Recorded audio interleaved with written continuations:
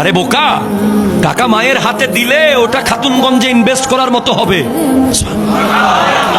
তুমি 10 কোটি টাকা খাতুনগঞ্জে ইনভেস্ট করে যে ইনকাম করতে পারো, মায়ের হাতে 10 টাকা দিলে তার চেয়ে 10 গুণ ইনকাম হবে। কিছু চোখে দেখা যায়, কিছু দেখা যায় না।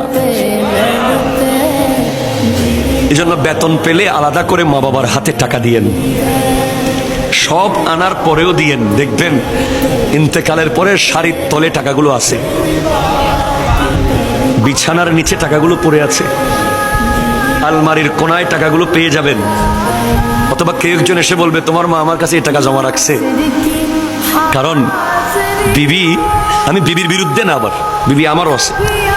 বিবি আপনার টাকা খরচ করার সময় 50% চিন্তা করবে হয়তো আপনার ব্যাপারে, মা খরচ করার সময় 100-তে 200 বার চিন্তা করবে। আমার ছেলের টাকা কত কষ্ট করে আমার ছেলে মাথার গাম পায়ে ফেলে কামাই আনছে। বিবি 10,000 টাকা শাড়ি নেওয়ার সময় হয়তো হাত কাঁপবে না, মায়ের 500 টাকার শাড়ি কেনার সময় হাত কাঁপবে।